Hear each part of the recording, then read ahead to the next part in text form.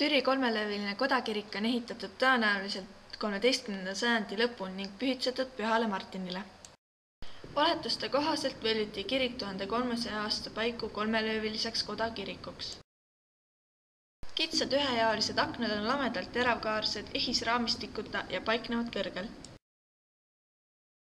Läänefassaadi allosas paikneb teravkaarne kaheastmeline raidportaal ning portaali kohal on pikk teravkaarne aken.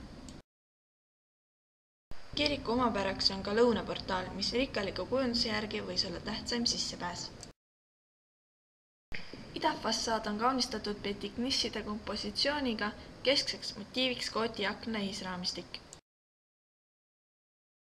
Juba 1741. aastal oli kirik saanud puusttorni, mis aja jooksul mädanes ning hoone jäi tornita. Uue torni ehituse mõte sai teoks õpetaja Eugen Voldemar Grohmanni ajal.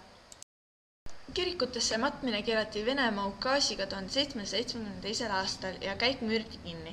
Keskaega iseloomustas matmine kirikutesse. 1693. aastal valmistatud barokne altar puunikerdaja Kristjan Akkermanni poolt. Türi kiriku altariruumi alla asuvad võlvitud hauakambrid, kuhu maeti Türi kiriku vaimulikke ja kihelkonna mõisnikke. Kantsel on pärit 1630. aastast ja valmistatud puidust. Kantsel on lihtne näide baroki mõjutusega renessanss-stiilis kantslist. Türi kiriku orel on valmistatud 1896. aastal Valkeri tehases Saksamaal. Orel maksis 2500 kuldrubla. 1931. aastal ehitasid vennad Kriisat selle ümber, viimati restaureeritud kiriku orel 2006. aastal.